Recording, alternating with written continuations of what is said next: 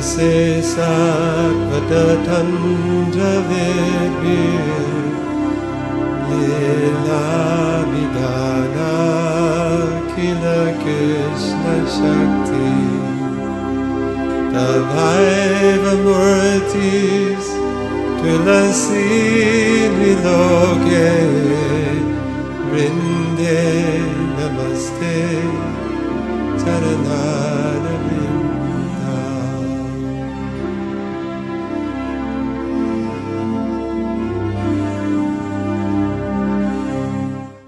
Hare Krishna, everyone. A couple of housekeeping announcements before we get started. Please keep yourself muted unless you're contributing to the discussion.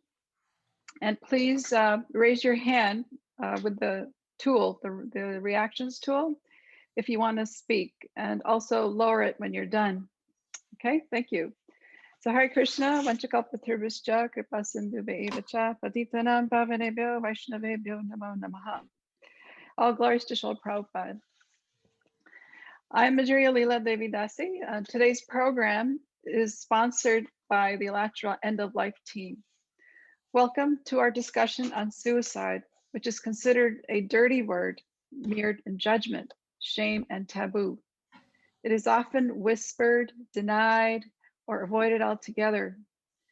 Given the staggering statistics, isn't it time that we take suicide out of the closet and bring it into the light? Isn't it time that we have a conversation so that we can help one another and find solutions to help alleviate the enormous amount of pain circling our planet and sad to say in our ISKCON movement? The first step is to understand suicide. This helps us make sense of the unknown and fear, the tainted and the tabooed. Rambhoru Dasi is going to take us on that journey today. Rambhoru Prabhu was initiated in 1974 in Cologne, Germany by His Divine Grace A.C. Bhaktivedanta Swami Srila Prabhupada.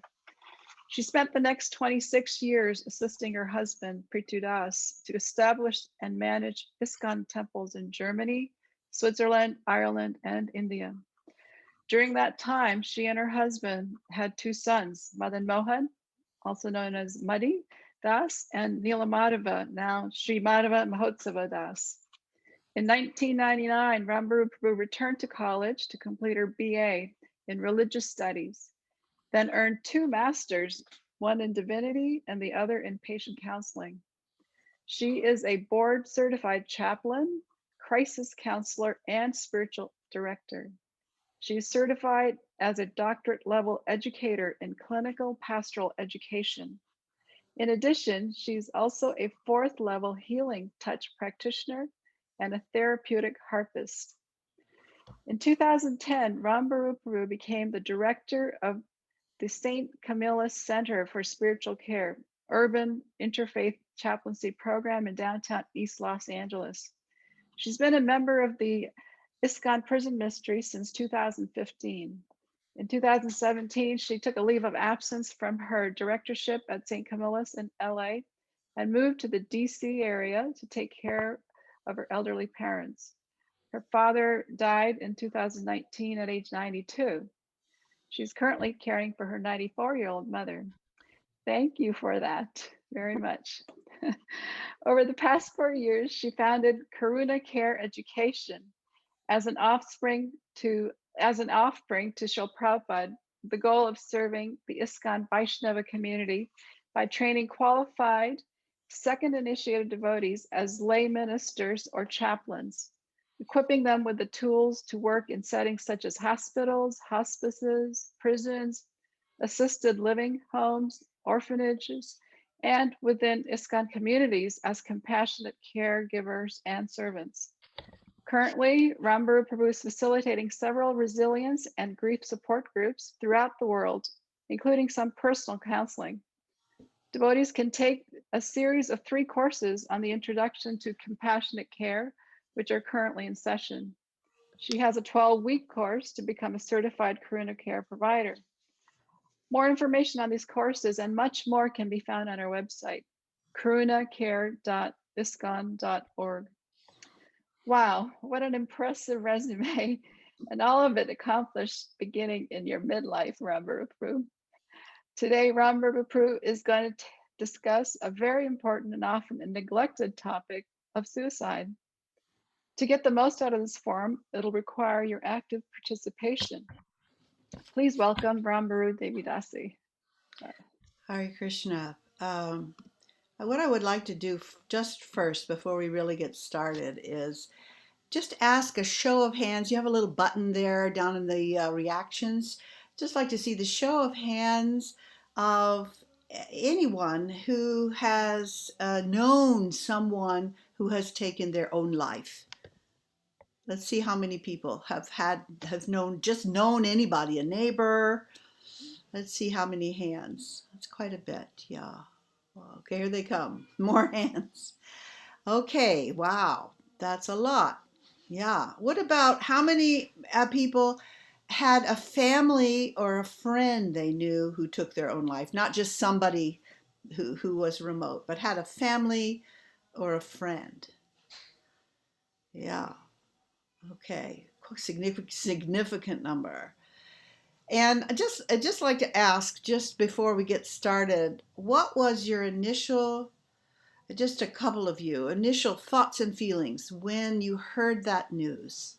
And somebody, and this is just a, random, anybody like to share? What were your first thoughts and feelings when you heard that a family or a friend had taken their own life? Anybody would like to share? Now all your hands are up, so I won't know who's really asking the hand. If you're not interested to share, put that hand down. Jennifer, tell us what your thoughts and feelings were. You're muted. You're muted. Nope. Go ahead, unmute yourself, Jennifer. She can't seem to. Oh, there you go. Oh, there we go. It wouldn't let me. Sorry. Yeah, I remember my mind. I was just in shock. Like my mind was kind of blank, and I just remember staring at the wall for what felt like eternity, but it was probably like an hour or something. I was just like in disbelief, really. Yeah. Okay. Yeah. Shock, numb. Someone else. ISKCON New Vrindavan. What was your first thoughts and feelings when you heard that this person had taken their own life? Now they're gone. Yeah. I don't see them anymore. Can you hear me? New Vrindavan. Yeah. Mm-hmm. Yes, we can hear you. Speak a little louder. Yeah, I think it was the same. It was just complete shock and disbelief. Just completely devastated. Okay. Did anybody get any kind of physical reactions like nausea or felt really sick in their stomach, heart palpitating, anything? Sri Lila Maya Gorangi, do you have your hand up? Do you want to share? I feel pain and impotence, and I feel very nervous and I'm shaking. Okay, so these are real experiences that you can imagine that people have. Shama Mai, did you want to share something? You're muted. Krishna Balaram? Yeah, okay. Krishna Yes. Balaram, yeah. Yeah, I had this experience that we're five boys in the family. I'm the oldest, and my second brother joined with me and was initiated on the same day with me. And he took his life. And I was home on a Saturday evening, and my parents were in church. And I get a call from the United States that this happened. And I just had to, my reaction was shock, but I just had to take the whole load of the responsibility of my parents because they're very Catholic. And for them, I remember my father on that day just pacing up and down, my son went to hell. My son went to hell. How could this be, you know? Yeah. And it was very difficult. Yeah, thank you. Okay, I want to show you something about, because often people don't really know why people do this. And I hope I can get to this video. We were having a little.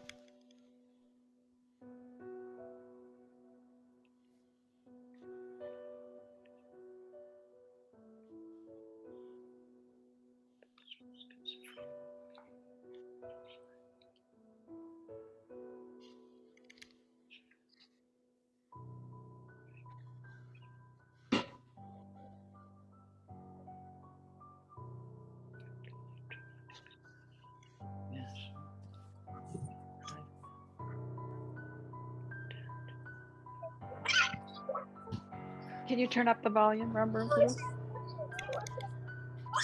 How it goes.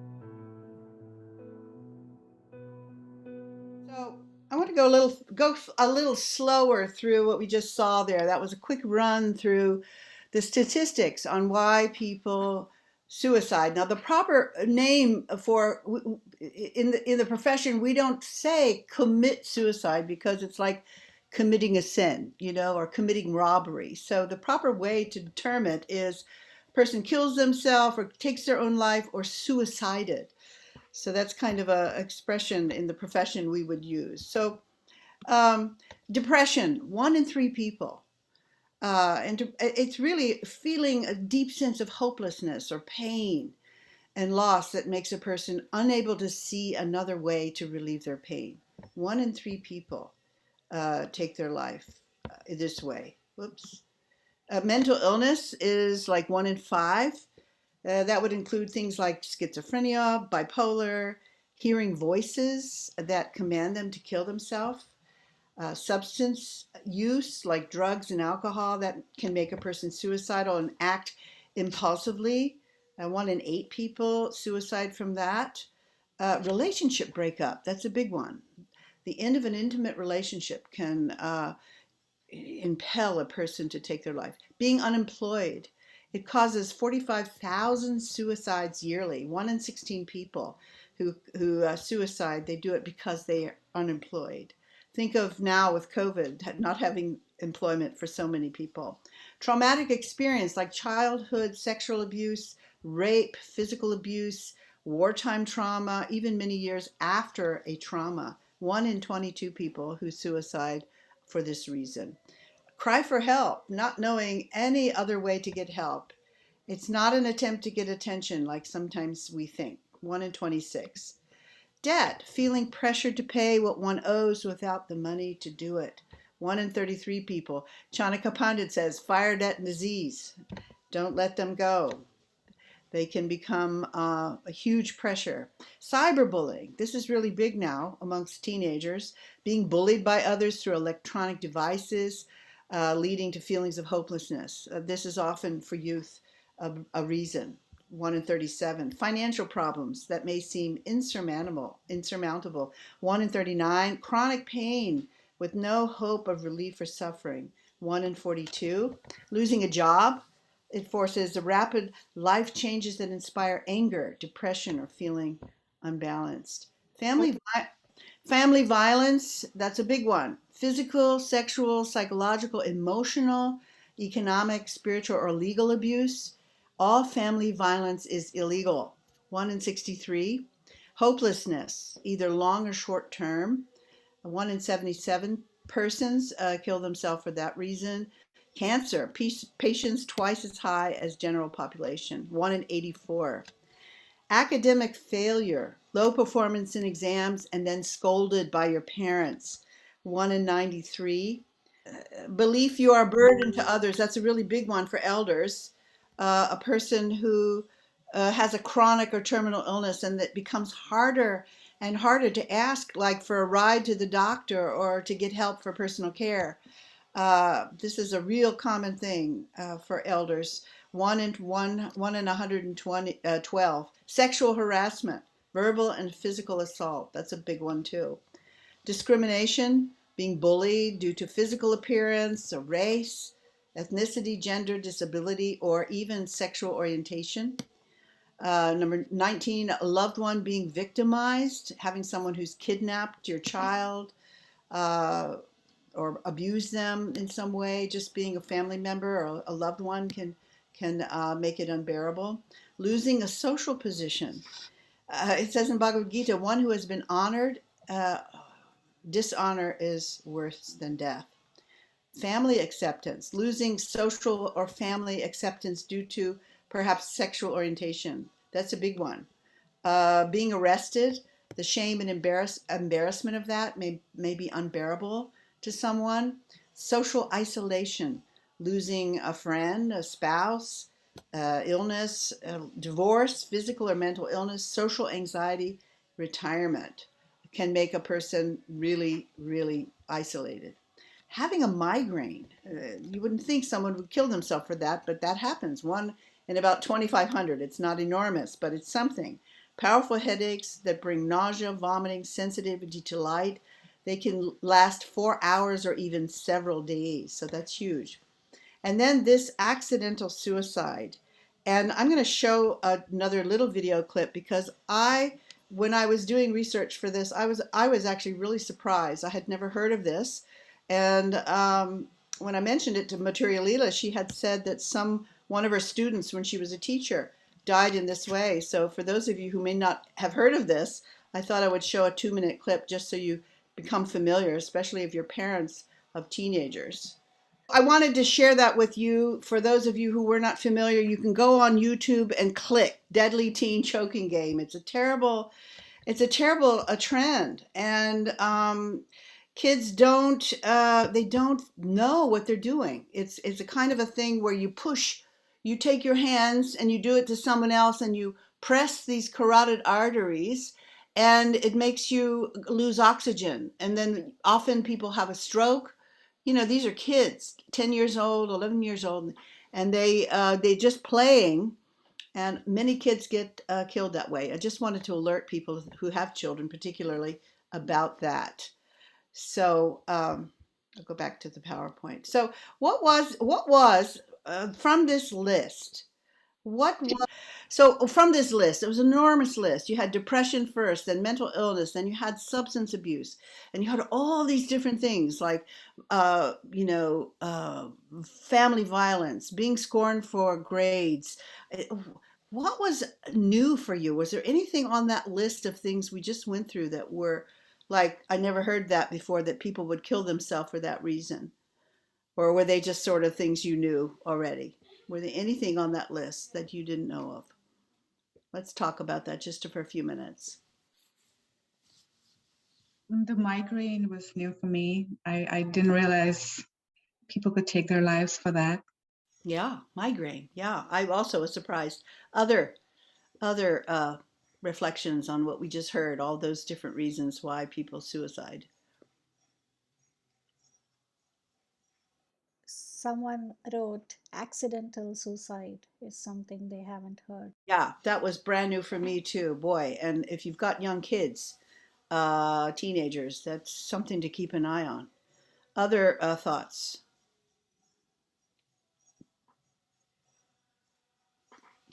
So nobody was really surprised. They were kind of figured people might be mentally ill, or they might have a depression, or maybe they were overdosing on drugs or something. Look, Shamamai. like a family member being victimized, or what was it saying?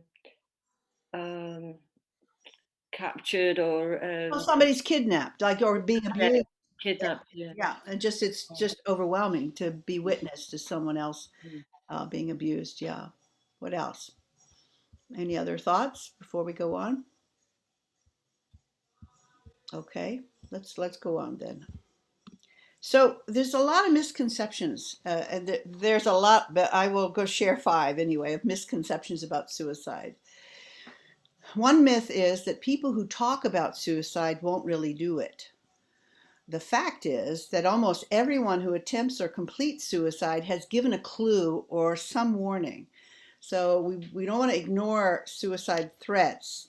Someone might be saying something like, "You'll be sorry when I'm dead," or "I can't see any way out," or no matter how casual or jokingly said, it may indicate a serious suicidal feeling. Another misconception is that anyone who tries to kill themselves, they must just be crazy. The fact is, most suicidal people are not psychotic or insane. They may be upset or grief-stricken or depressed or just in despair. It's a sign of mental illness, but it's not a sign of psychosis. And often, people just confuse this word mental illness just to throw everything in it. And mental illness could be just a temporary moment where you are just overwhelmed with depression or despair, but you may not be psychotic, which could mean hearing voices. Some people who are hearing voices have a psychosis, and they could be telling them to kill themselves. That does happen, but most people are just hopeless or helpless.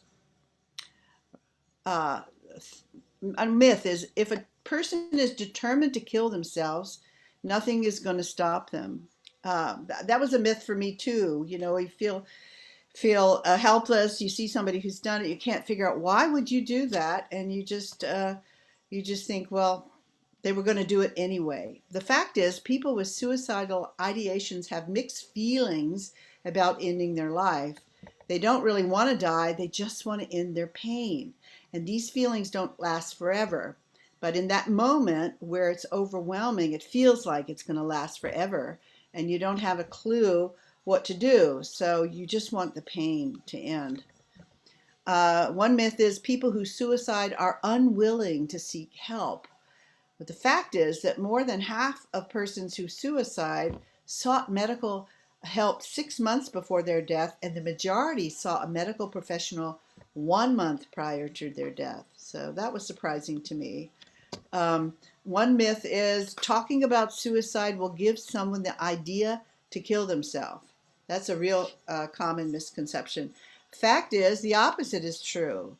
Bringing up the topic of suicide and talking about it openly is the most helpful thing you can do to help. Now, the main cause of suicide, when you boil it all down, is feeling trapped and unable to cope with a particular situation. You're in a bind. You don't see any way out. You feel helpless and hopeless. So it's like emotional pain or even physical pain that exceeds a person's abilities to cope or coping skills. But it really boils down to feeling helpless to do anything, having no control over it, and just feeling hopeless. People who are contemplating suicide, they might talk about killing themselves, feeling hopeless, having no reason to live, being a burden to others. Elders say this a lot. My mom says this a lot. I don't suspect she will kill herself, but it's something on the mind of someone who's not very able to care for themselves or be productive. Feeling trapped, unbearable pain, as we said, emotional or physical.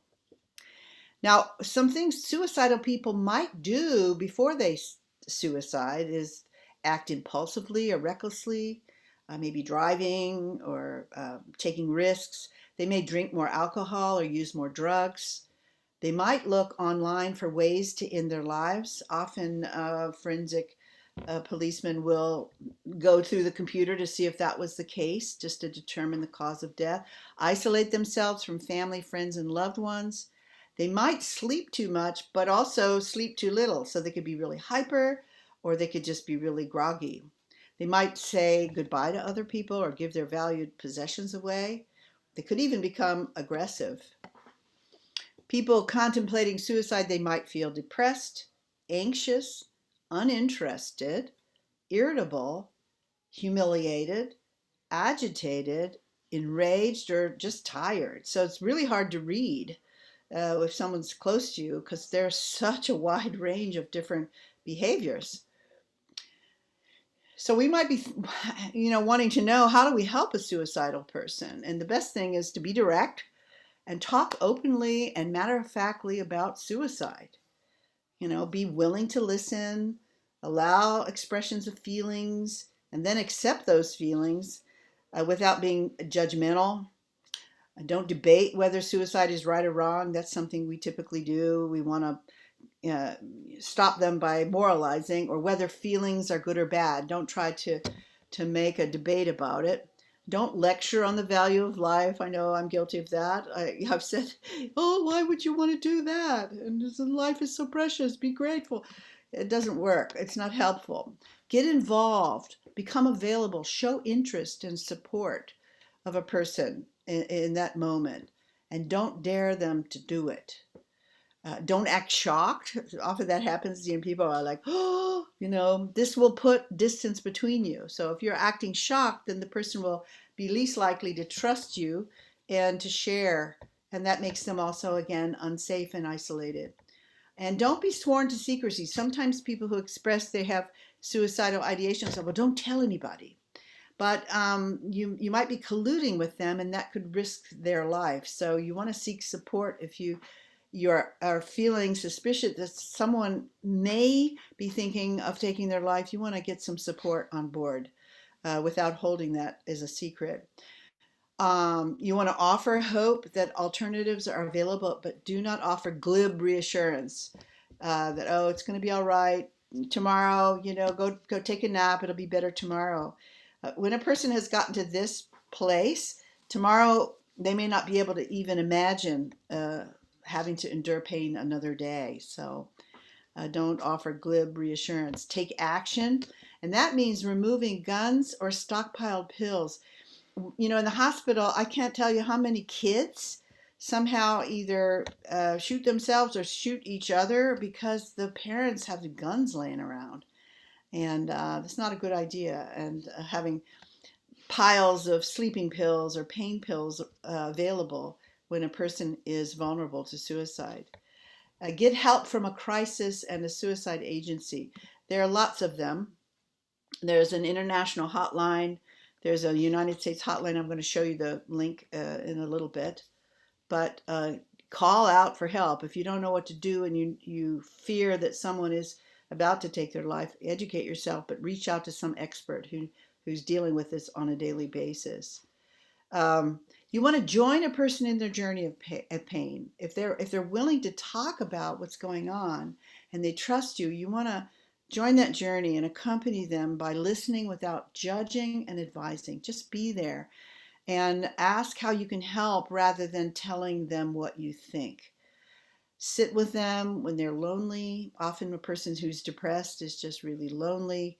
They don't know who they can talk to. They feel isolated. So if you can just accompany them and be that safe person who is a listener, that helps an enormous amount. Help them choose a doctor or a treatment plan. That may be hard for a person who is chronically depressed to do. They may not know where to go. They may not have the energy to go there. But if you help them brainstorm or even call a few people to see who might be available, that would really help. And stay relaxed and casual rather than getting hyped up and excited and freaking out. It's better to be just relaxed and casual and just invite them to hang on. If you go online, you can actually see little videos of the hot suicide hotline person answering the phone. And it's quite interesting to see how they're responding to the person on the other end of the phone, just to get insight of things you might say to a person who is really serious about killing themselves. If they're not ready to talk, but they're thinking, just let them know you're here and that you're ready to listen whenever they're ready without pushing them.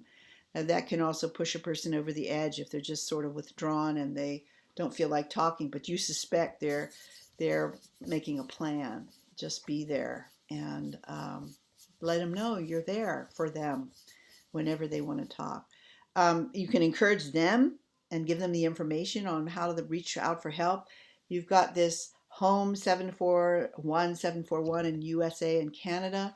There's also a If you go on Google, there's an international hotline. On my website, I have a 24/7 hotline, crisis hotline, and it will give you the number for India, Australia, Europe, Canada. You know, you can find somewhere in the world, wherever you are, there's some crisis hotline. Now, if you in the audience, or you are somebody who's actually thinking about ending your life, I'm not suggesting that any of you are, but say if you ever are thinking about ending your life, you want to ask for help managing your emotions, because it's our emotions that are pushing us, thinking, feeling, and willing. It's the emotions that add the inspiration to do stuff. You might be thinking about it, having ideations, but until you have emotion behind it, you're less likely to actually act. So thinking, feeling, willing, there's kind of a process. So it may well be you have anger issues and you get explosive. And when you get explosive and the emotions are just raging, there's all kinds of things you may do when your emotions are out of control that you will not do when they're not. So getting some help managing emotions, because you're important and the world needs you to be in it. But when you're feeling suicidal, you may not think you're worthy and worthy of living, and you're a burden on some other people, in fact, the world. I'm useless. Talk to somebody you trust, and again, call or text a hotline and talk to a crisis counselor. Just little things. Find one thing that brings you joy and do that. If you're feeling so down, music, nature, even a pet animal. Scientists say that animals like cats and cows, they are so grounded, and just touching them and hugging or petting a cow. We know this, you know, because if you pet a cow, you feel so, you feel affirmed, you feel like this is a living being, and it helps you ground yourself. So that's a really good coping skill. Talk to a therapist who specializes in depression, anxiety, and panic. And again, if you feel like you're in danger to yourself, you want to call 911 or go to the nearest hospital emergency room. Because if you've got like voices who are telling you repeatedly that you need to take your life, and people who have tried to kill themselves say that often there's a voice telling them and daring them, and I don't think you're going to do it, and you're a chicken and stuff. And so they do it. They don't want to, but they feel so pressured. If you're getting that kind of thought process, it's the best just to check yourself in an emergency room and just say, I'm not safe. I'm a danger to myself. And in the hospital I work in LA, or when I was in LA, we had a psychiatric unit for people who could just be there and be safe because they were under surveillance. Now, this suicidal urge, some people call it the darkness before the dawn.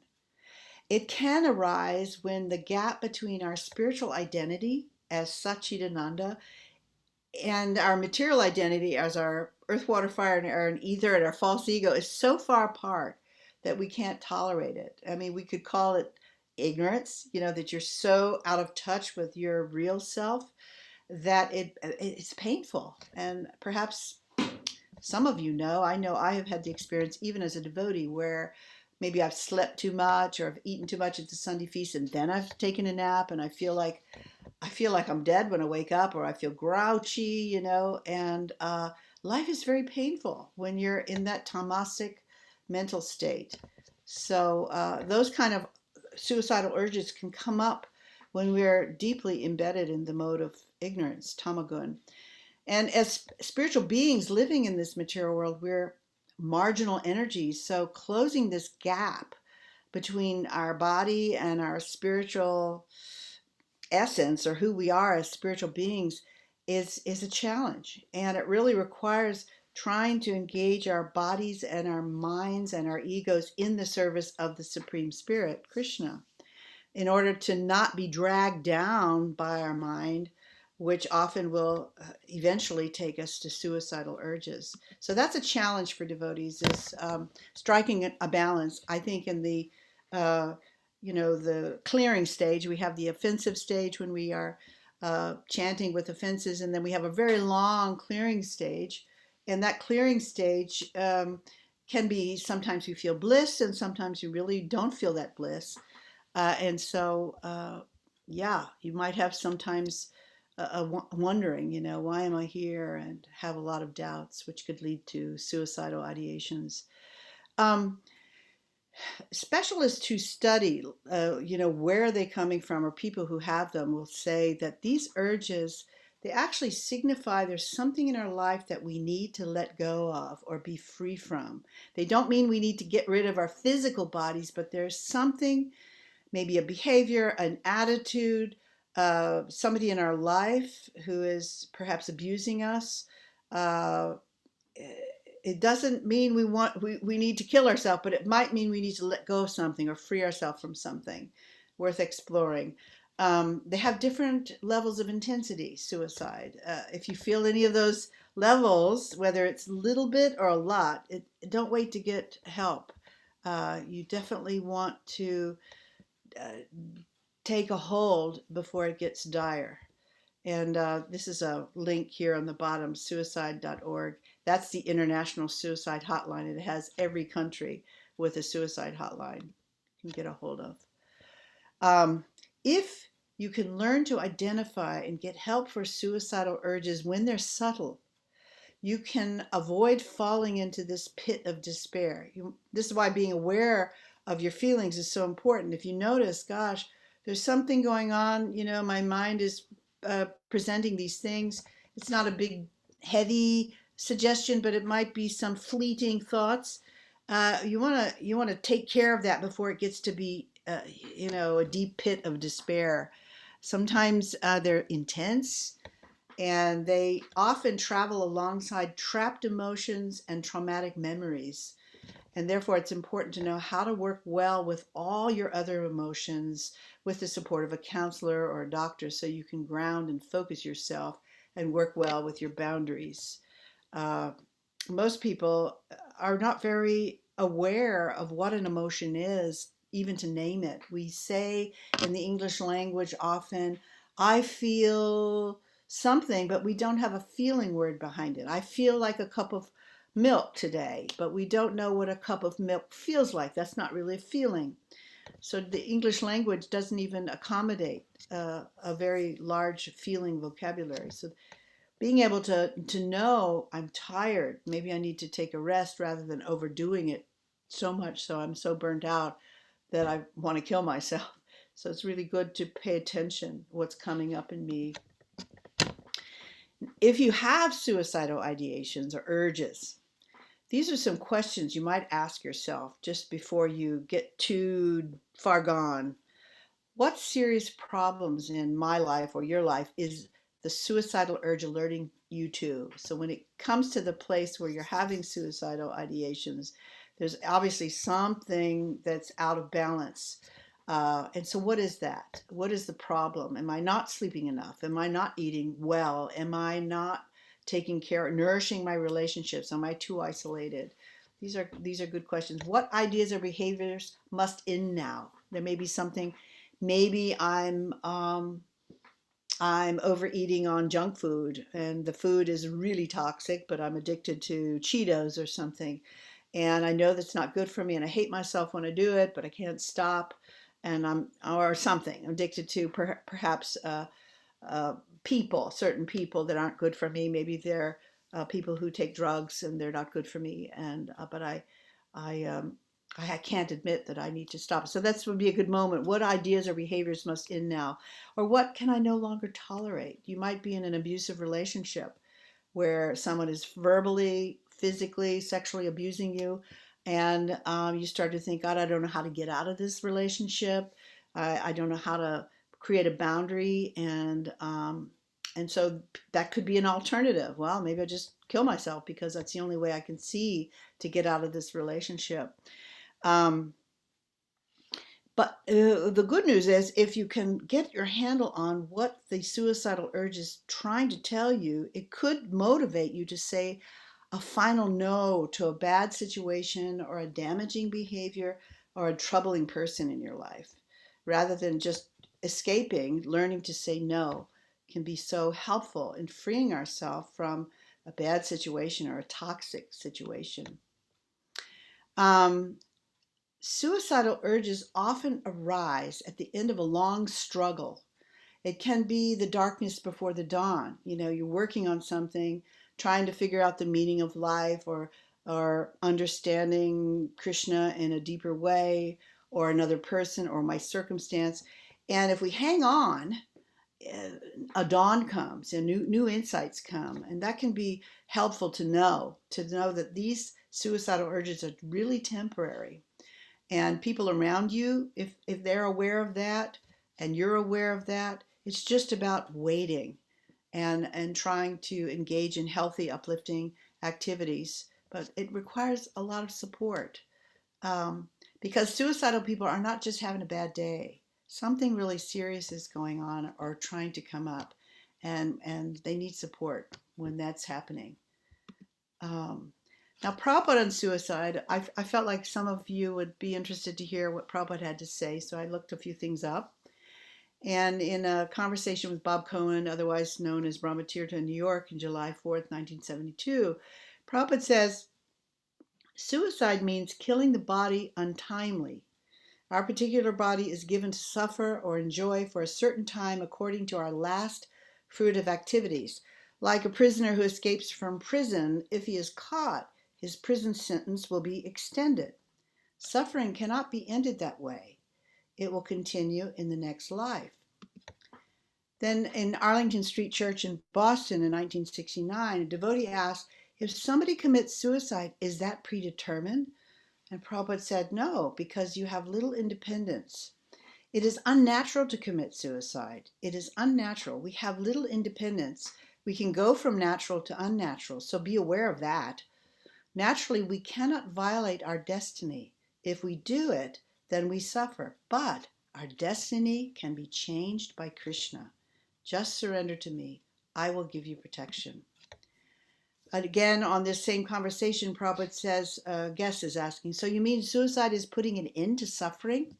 And Prabhupada says, suffering you cannot end in this way. If you get out of the prison by escaping somehow, it doesn't end your suffering, because as soon as you are arrested, you are put back in prison again. The law of nature is not so insignificant that simply by suiciding you'll stop suffering. No, you have to accept again a body and suffer. Then in the purport, in the Chaitanya Charitamrita, the story of Chota Haridas, I'm just going to paraphrase the story. The devotees couldn't find Chota Haridas one day, but they could hear him singing, and they guessed he must have committed suicide due to his sinful act, and he became a ghost. But Swarup Damodar, who was with him, said this is a false guess, because Chota Haridas had chanted the Hare Krishna mantra his whole life.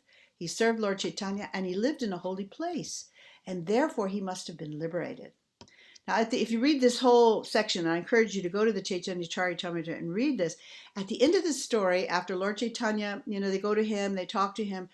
From the indications of Lord Chaitanya's smile and his ambience, everyone concluded that Haridas had attained the shelter of Lord Chaitanya's lotus feet. So sometimes this story is really confused. It actually has a really amazing positive ending that Chota Haridas attained the shelter of Lord Chaitanya's lotus feet. Then in Bombay in 1977 on a morning walk, there's a conversation about Vishnu Jan Swami, who when Prabhupada, devotees went to Prabhupada and they couldn't find Vishnu Jan Swami. He'd gone missing, and it seemed as though he had suicided. There's other places where there's some speculation about how he died. And Prabhupada says, even if he committed suicide, he will be saved because he had lamented or he had a humble heart and he was grave. He'll get another good opportunity to develop Krishna consciousness until he finally reaches Krishna. That's a really positive note to end on, to know that there's a real difference when a person who is a karmi or a non-devotee, when they take their life, it's a whole different story than when a devotee does it. We have to put them in separate categories, as Prabhupada does. For a non-devotee or a demon or somebody who's died untimely, they have to take birth again. Sometimes they take a ghost body and then they suffer that way. But for a devotee who has chanted and served Lord Chaitanya, it's a different experience. So I want to stop here a minute. I know that's a lot of information. I tend to give way too much information. I want to talk with you or listen to what you have to say, what thoughts are coming. Maybe you have questions. I can try to answer if I can. Any thoughts? Raise your hand with that button so we have it organized in a way that we can talk. Any thoughts? Yeah, Kishanalapula. Hare Krishna, I just wanted to, I put it in the chat too. So FCC has released a suicide 3-digit number. It's 988. So you pick up any phone. You don't have to you can still dial the 1-800 number, but it's a shorter version of the same. Great. It's good to have these resources handy. Could you also say who you are, Krishan Prabhu? Yeah, my name is Swarupachita Das. Kishan is my legal name. I'm a child and adolescent psychiatrist here at the University of Florida. Great. I deal daily with children who attempt suicide, so it's my job. Wow, good. Can you tell us something what your daily life is when you're on the phone with people? Are you listening, like do a hotline? Oh, no. I'm a physician. I work I'm a physician. Okay. I'm a psychiatrist. Okay. So I see the children that attempt suicide and then come to the psychiatric hospital. So I make the determination and treatment. Okay. And so what are the reasons that some of the children try to suicide that come to you? Pretty much covered it earlier. I want to repeat it. Yeah. Have you seen any with the choking game? I haven't here in this part of the country. What I have seen, especially with COVID, is more social isolation because of school closures. Yeah. So that has been a big thing. Primarily, it's parental conflict. If we don't give the love and attention to our children, they're gonna find it elsewhere and maybe even affect it negatively. Yeah. So as parents and devotees, I think we have all the more responsibility to raise children despite our other demands, including spiritual demands. Huge. Yeah. Parents need to spend time with their kids. Shamla Kishori, thank you so much for being here. And I can't remember your devotee name, but Kishan Nalupala. Swarup. Yeah. Thank you. I thought Shamala had something, but Hare Krishna. Yeah. Yeah, Haribol, I had a quick question. Okay. So the part where you were mentioning, some tips on navigating it, and you mentioned saying no and getting out of possibly situations that aren't conducive for the person. What about situations where the person can't change anything, like pain, for instance, because you had mentioned that as one of the reasons that people commit suicide is just chronic pain and so on. So what do they do in situations where it's not a changeable situation, it's going to continue or progressively get worse? Well, some people stop eating and drinking, and that's kind of a natural way of taking your life, but that's what some people do. I don't know what you do if you're unbearable pain, you can't find some relief. Most people will take medication for that, So, there's enough literature and treatments available that will help you tolerate the pain. You cannot make the pain go away, but pain is also an individual perception that can be altered. So, when they actually try to study pain, they give the same intensity of pain to different individuals, but everybody's perception is different. So it is still workable. And, there are enough courses that help tolerate pain and build resiliency. That's what we call it.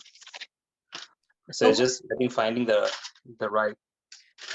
But when you're talking about elders, and I'm thinking of some devotees who are older, who have a really chronic illness, and it's getting worse and worse, and nobody wants to be a burden, and the thought of just being a vegetable who's on medication, because that often happens. You need so much medication to dull the pain that you now can't engage. You're just sleeping all day. Those prospects for some people are worse than death. to living in that condition. You know, I saw that when I went, my father was in a nursing home, that elders sitting in wheelchairs drooling because they're asleep because they're on those pain medications all day. So I can imagine that it would be even more attractive just to stop eating and drinking and get out of your body when it gets that bad, you know. But you're right, there are medications and some people don't want to take them. So I don't know how to raise my hand, so this is Sangeeta. oh, great. I don't see you, but good. There's a little button, a reaction button. If you push that, there's a hands up, then I can see you. Okay. Okay. Can I say something about that? Oh, please. Yeah, I'm glad you're here. Thank you.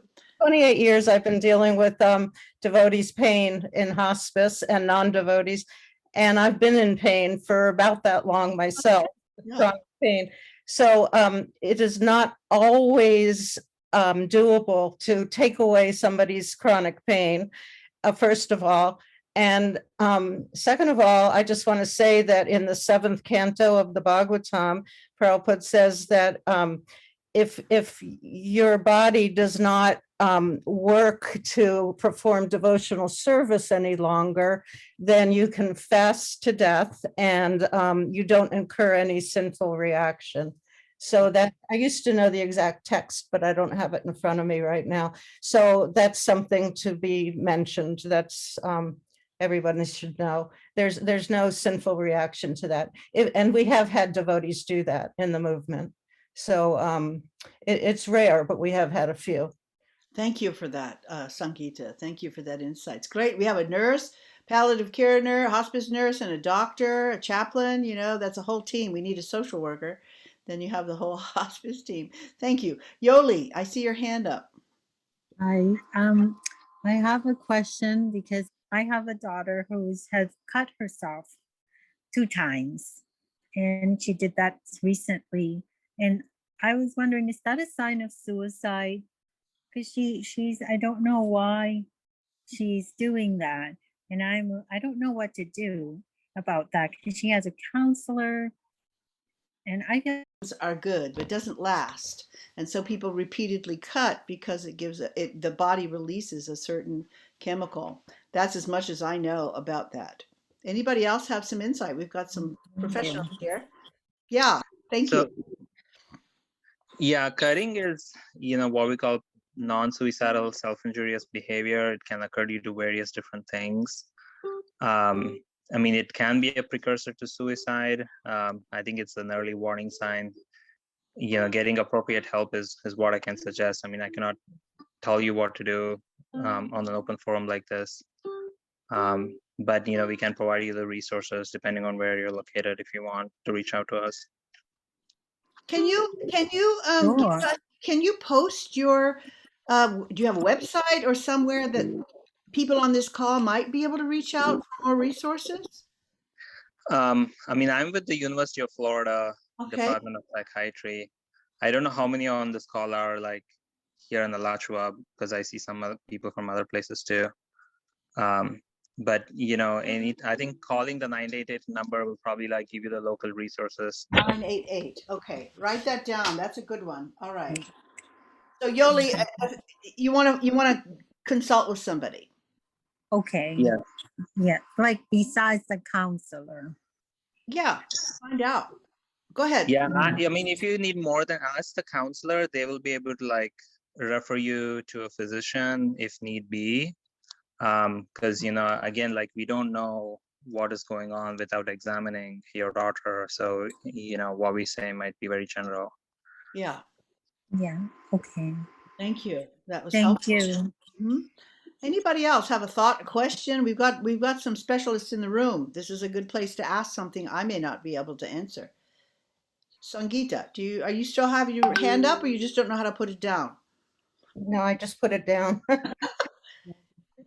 I have a question. This is Madhuri. I didn't put my hand up. So occasionally, so-called normal persons can have this idea, suicidal ideation. And would that be abnormal, or is that normal for any individual in their lifetime to feel that way? Yeah, a lot of people there. I know a lot of devotees who, if you ask them, have they ever had suicidal ideations, they will all say yes. A lot of people I know in this movement have had those thoughts. They haven't acted on them. Just because you have suicidal ideations doesn't mean you're going to act on them necessarily. But it could be a little warning sign. It could be something to pay attention to. Yeah, but it doesn't mean you have mental illness necessarily. It doesn't mean you have like psychosis. It just means you need to perhaps change something. Sometimes people even take medications that make them feel suicidal. Some of the wrong medications can be there. Do you have something else to say? So National Alliance on Mental Illness is a national organization with local chapters that helps families with mental illness understand more about mental illness and also advocate for you at different levels, at the state and federal level, so we can have more resources in place. So wherever you're located now, the short form is NAMI, NAMI. We have one devotee, Radha Sylvester, here that works for NAMI Gainesville. She's very active in the Alachua community, doing all sorts of different social services. I posted her email there. She does a lot of group classes for families that have loved ones suffering with mental illness. She's also an amazing devotee. So she said she's watching somehow, but not on the call. NAMI, National Association of Mental Illness. Yeah. Yeah. So did I Alliance. spell it correct? Alliance? Yes, Okay. Mataji. National Alliance on Mental Illness. Okay, so this is NAMI is what? NAMI, yes. Okay. All right. I'm just putting it down. I will also put this in the comment sections and also include it in the descriptions in the YouTube video, which is going live, and that will be recorded. So we can access that later also. Thank you so much. That's a great resource. I'm so glad you all came. So I can't remember his name, but I'm glad he came. His name is Swarup Swarup. Achyuta. Swarup Achyuta. Yes, and his legal name is Kishan Nallapula. He is an MD in University of Florida. Okay, great. So glad he showed up. That's really great. Sankalpa, I see your hand up. Hare Krishna. So what happens in religious organizations often is that, followers that can't follow all the rules and regulations. And so they feel guilty. And I myself, I knew one devotee many years ago. He was not following, he couldn't follow the principles. He had what they would call a fall down. And so he killed himself. Yeah. You think you're just unworthy, you can't make it. Yeah, it happens. Right. Happens. So sad. Anybody want to respond to Sankalpa? It's true. Sadly, people feel unworthy and in their life. Anybody want to comment? Was that a question or just making a reflection? No, that was just. Yeah, it definitely happens, and people feel ashamed of themselves because they're not living up to a standard that they feel that they would like to or should. Any other thoughts about that? Couple more hands are up. Yep, Sita Devi. Thank you. Thank you so much for taking my question. I have a question on the opposite end where you feel you could have done something to prevent it and you feel like you missed an opportunity. How do you deal with that? How do you deal with that? Well, that's part of the grief process, and it's a very complicated grief when someone has died and you feel like you could have done something different. Whether they're suicided or not, that's often a response when someone dies. What if, even if it hasn't, it's part of the grief process to feel like I could have done something different. Maybe not. There's just no way to know whether you could have done something different. but it is part of the grief process to feel that way. That when something happens out of your control, you feel very out of control and helpless. And yeah, we do feel guilty, whether it's true or not. It's part of our sadness, and it's also being confronted with the reality that we're not in control. We weren't in control. Yeah. Anyone want to share an insight about that? Well, that brings up the issue of confidentiality. So, when, as a professional or as a friend, is it okay to break that confidentiality? Absolutely. Yeah. Particularly as a professional, if someone is in any risk of harming themselves or someone else, then you're a mandated reporter. At least I am as a chaplain. That would certainly be the same for a doctor or, yeah. And I would say if you have a friend who is really made a plan to kill themselves and you know about them, then you really are ethically obliged to share that, tell something, do something if you can. Anybody else have a thought about that? Krishnangi, I see you there. Did you want to say something about that? Yeah, I was, as a chaplain and a yoga teacher, I had a student who had suicidal thoughts, and so I actually knew her therapist, so I had to get a message to the therapist. And then some time later, because we made an agreement together that if she had the thoughts, she would ring me. And so she rang me, and she was in great distress, and I had to call the police and the ambulance to her place to get the help, and then they took her to the mental health unit, and she got the support. But yeah, I was obligated to. I couldn't just hold that. Yeah, I think that's part of caring. You know, sometimes the suicidal person is angry at you if you call the police or you do that, but that's tough love in some ways. You have to care. But that's not really responding to Sita's question. She was just saying, well, do I feel guilty? But yeah, sometimes you have to report. Or Madhurya Leela, you were asking about confidentiality. I think when it's self-harm or harming somebody else, I think you have to step over that boundary to help them. Yeah. Did you have another question, Krishnangi? Your hand's up, and I don't know if it's up because you wanted to respond or.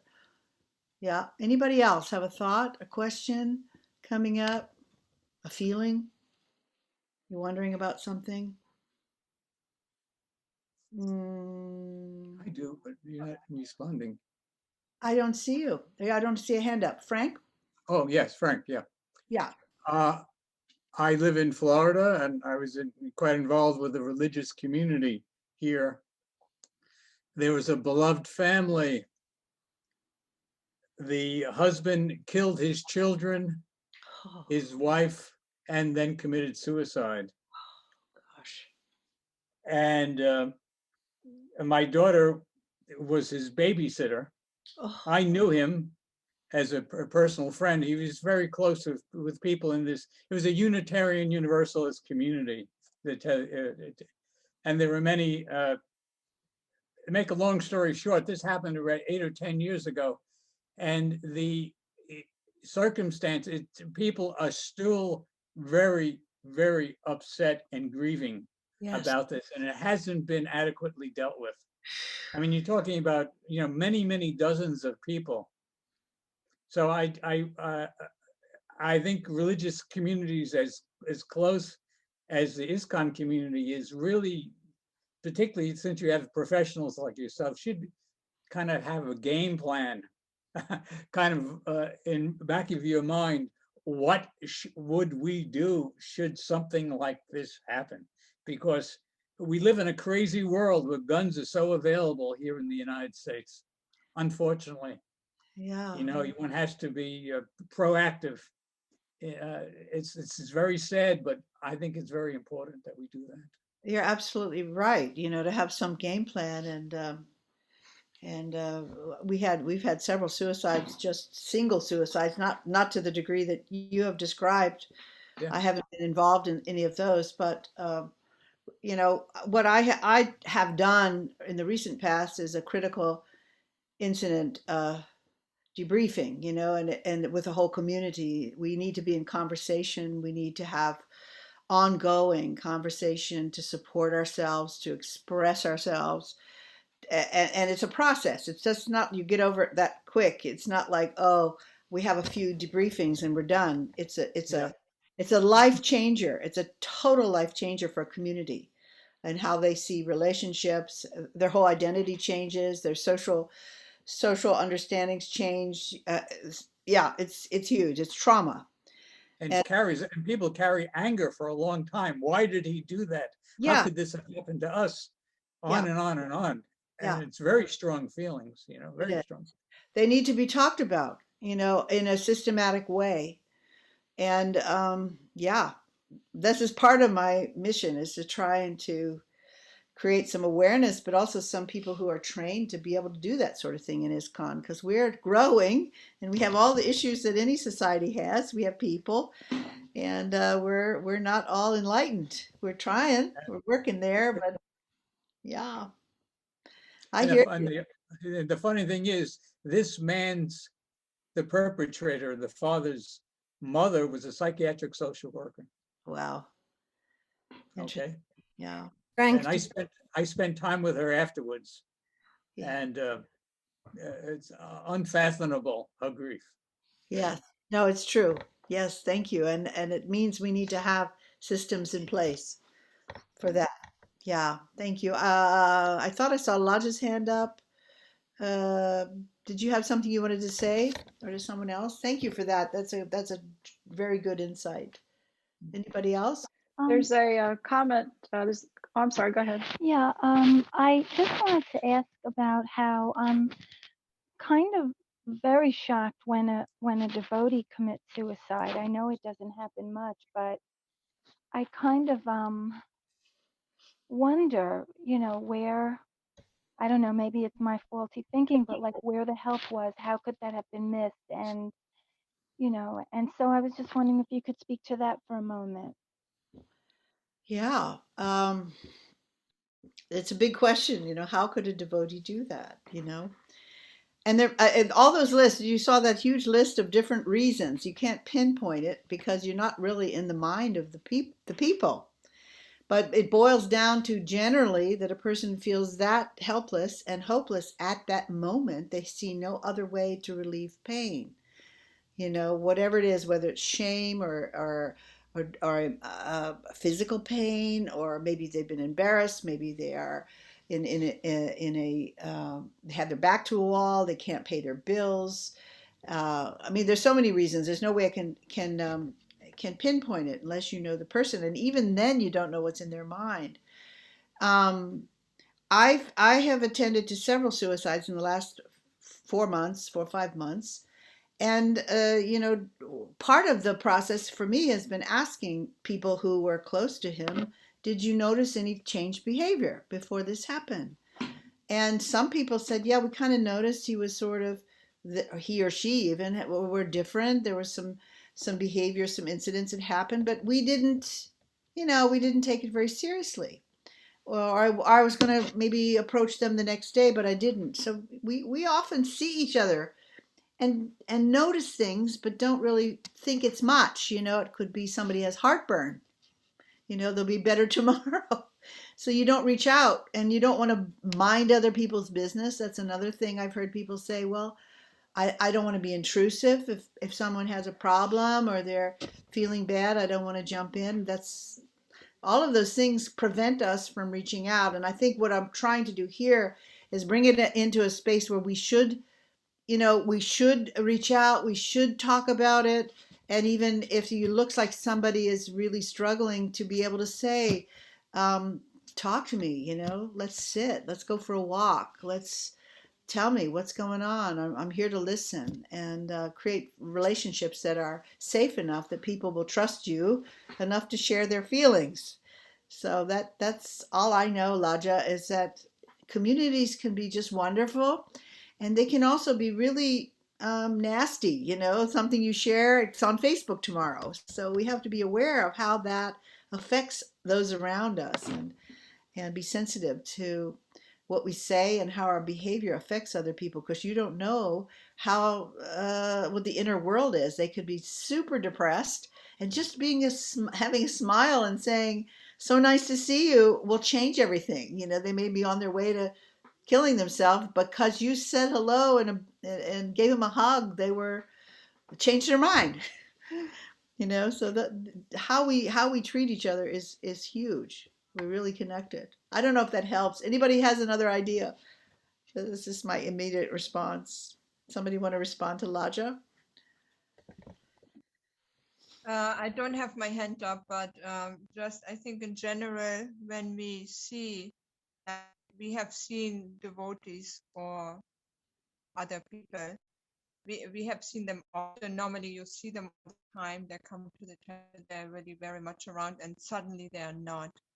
And you feel they isolate themselves. What's going on? And then I think it's good to ask, like, you know, I haven't seen you for a long time. Can I come and visit you? Yeah. It have before it's like too late, or before somebody, like, you know, commits suicide, like see the symptoms of somebody isolating themselves, or Yeah, good. That's good. Or call them up. I have missing you. Where have you been? How's it going? Or just know if someone loses a job. You know, a lot of people have lost jobs in our movement, you know, and they're struggling and perhaps embarrassed to ask for help. You know, communities should be thinking, oh, this person has lost perhaps a job. This person maybe has lost a family member to COVID. We've had several devotees who had family members who have died. Just know they're in crisis. And so, you know, we need to be thinking or being aware of maybe offering support. Just a kind word would be already a lot. Just being aware and sensitive to loss, crisis, and the fragility of the human mind. Yeah. Sangeeta, is your hand up, or you just don't know how to put it down? No, I didn't before, but now I do. But now it's up. Okay. Okay, what's up? What do you want to say? I have a comment and then a question. I think that in the movement, if we would increase our confidentiality, people would be more inclined to reveal their mind to one another. I talk about this in my seminars with Vaishnava's Care, and I really believe that there's such a lack of confidentiality. You know, like you said, you know, you'll find it on Facebook the next day, and it's rampant. It's just rampant in this movement. And you know, I have this support, you know, grief support group on Facebook, and there's 187 devotees on there now that are grieving. And even in there, with a closed, supposed to be confidential group, they're still hesitant to reveal their loss and grief. And it's sad. It's sad that we've become like this. And yet I go on other grief groups on Facebook, and they're just revealing everything. My husband killed himself, then my son's committed suicide. They're just opening up to one another because they don't have that same fear, you know, but we have this in ISKCON. So we really need to work on that as a society, of keeping confidentiality. And then maybe when somebody is considering suicide, and you go and say, you know, how are you doing? I heard you lost your job, or I hear you, you know, lost your mother to COVID. They will reveal their mind to you. You know, they won't be so afraid. And so I just wanted to mention that. It's a big issue. And I came on a little late, and I apologize for that. So you might have addressed this, but when somebody leaves a note, you know, a letter or some kind of written, you know, why they're doing this, why they committed suicide, and then compared to somebody that doesn't leave anything. So there's a difference, right? I mean, family and friends, they're totally confused, like what happened, you know? So did you address this, or can you, for a few minutes, address the difference with those left behind when they have something written explaining, you know, maybe giving a clue as to why they committed suicide compared to no clue? Well, I think you've explained it. I mean, when you have at least some explanation, or that sounds reasonable, or something at least left behind, it prevents the grief from just, or the mind from just imagining, and it also helps bring closure to that. You know that well, it feels like a choice. Maybe they've explained something. Depending on what they've said in that note, I guess it makes a difference. But yeah, having some clear idea, just like having a person who has gone missing, you never know if they're dead, or somebody who's died in a traumatic event, that can make complicated grief, and it makes it difficult to actually integrate it because you don't have anything to latch onto. Yeah. But I suspect you have some other thoughts on that, Sangeeta. No, I'm just thinking, it would make the grief process go a little easier if they had some clues as to why, and then as opposed to maybe never knowing, having to guess. Yeah. It's hard to move on, it's hard to move on because the mind can't rest on something, but you're absolutely right. Yeah. It moves grief into complicated, and then it's a kind of almost a partial trauma, working through it. You can get stuck in that why, why did this happen? Like, who was it that Frank was talking about? Years later, people are still enraged because the grief has not been really integrated. I wanted to ask Frank, like, did they ever find out why this man did this? He killed his whole family and then killed himself. Was there a note? Did he? No, but I could go into the whole story. It would take too long. But, yeah, we don't have time.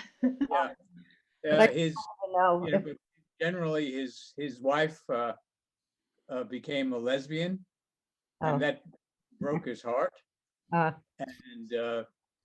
And she also ran up tremendous amounts of debt that he had no way of paying off. That's two complications. And I was like with him the day before he committed suicide. And I must say, what he did, the vibe coming from his whole being was so repulsive. I will now be alerted to that to suspect something when I feel that again is so unique. Is the depth of his depression and anger. Yeah. So you could feel it on the other side of the room. It's unbelievable. Yeah. Well, really agitating for a long time. Yeah. Thank you. I'm aware of the time, so we need to move on. Krishnangi, what was your comment or question? It was just a comment, a brief one, that sometimes it's the opposite, of change of behavior. It may be that they were isolating and depressed, and then suddenly they're interacting and they're joyful, and they've actually got the plan, and now they're relieved that okay, I've got a way out. Yeah, that's true. Can be really misleading. Yeah, Madhurya Leela. There's a question on that line. This Lisa, she's asking that when she looks at the ISKCON community plot on suicide, that the devotee would become a ghost, that she has a hard time with this because it's like a sin or a punishment. She said, I feel that you cannot always chant or read the problem away. I struggle with this because I would like to think Krishna would forgive and give you the circle of people to help you in your next life. So is this wrong, or does this make me a bad devotee to think that? To think that if you suicided, that you would become a ghost? Krishna is very forgiving, and then in the next life he would give you a circle of people to help you with this. Well, I think that's what, when you're looking at the Vishnu Jan Swami and all those quotes from Prabhupada that I provided, they give you a clear, it's really different. If you have been a devotee and you've taken shelter of Lord Chaitanya and the devotees in the process, even if you're not a perfect devotee or a pure devotee, there's a whole different experience for someone who suicides that way than someone who was not a devotee. So yeah, I think that that's what I understood from the quotes I read about Vishnu Jan and even Chota Das and all of those, that Krishna is so merciful, as is Prabhupada, that yeah, I would imagine too, in your next life you might get a better circumstance. Anybody else? I'm inviting anybody else to respond to that. That's as best as I can respond. Rajadvija Swami, do you have a thought about this? Nothing particular, but I would assume that we're in an association of devotees. Obviously, we will in the future. Yeah, yeah. Krishna is kind. Maturya Leela, is your hand up again, or it's just still up? No, sorry, I put it down. Okay, we're at 8:30. Tell me what we should do. Do we have more to talk about, or are we done? Does anybody have a thought or something they want to share as a takeaway going forward? Wrapping up. Well, I think no. Well, go ahead. I just wanted to say something. I can't hear you, Sankalpa. You're broken. I think she's frozen. Yeah. Can you hear me? Can you hear me? I can now, yeah. Okay. So this devotee who thinks if she commits suicide, Krishna might provide a nicer circle of devotee friends who will help her over her difficulties. It's very sad to hear that. It makes me very sad, because why can't we help her to find a nice devotee family, a circle of friends who can maybe be by her side and just be there for her now in this life. Yeah, why kill yourself to get some friends to surround you when you could have them now? Terrible thought. Yeah. Krishna, is your hand up? No, Leela Sukha. Hare Krishna, Rambhoru Prabhu. Can you hear me fine? I can, yeah. Thank you so very much for creating this platform and breaking the silence around this very sobering and not often enough talked about topic. Serving with ISKCON Child Protection, this is something that it really touches home on, with a lot of devotees, whether they went through child abuse before they came to the movement or within the movement. And I wanted to highlight something that you said earlier, that being interested in someone and simply asking how are they doing and being personal, it can go so far. Yeah. Yes, thank you. And it doesn't take much. Right. It's not much. You don't have to do anything. Just smile and say, thinking of you, so nice to see you, or how are you doing? Yeah, easy. Any other thought? Well, thank you so much, Rambhoru Prabhu, for this fantastic, well-researched discussion and taking this sensitive topic out of the closet, as Leela Shuka just said. We learned so much from you and realized that there's so much work to be done, not only by our leadership in ISKCON, but also by every devotee to help the members of ISKCON.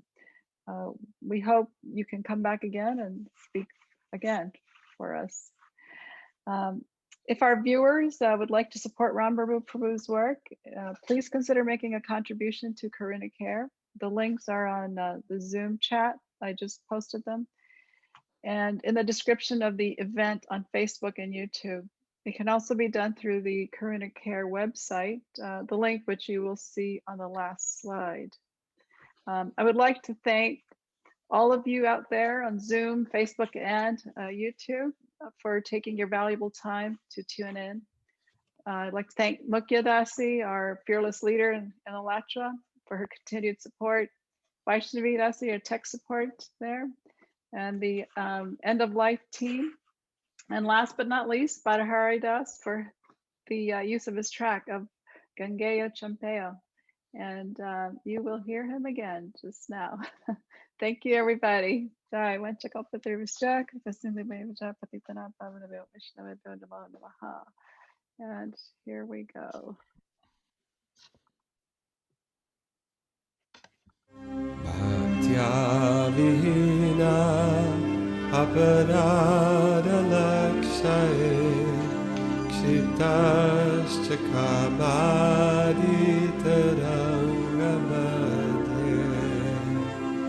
Kripamayitam Saranam Prapada Vinde Namaste Charanaravinda.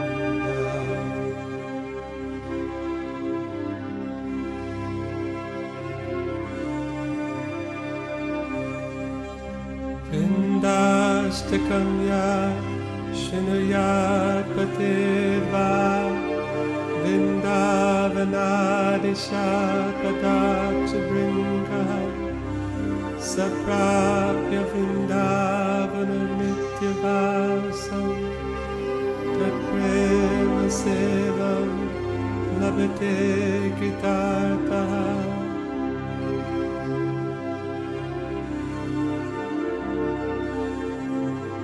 Vinde Namaste Charanaravinda. Vinde Namaste Charanaravinda.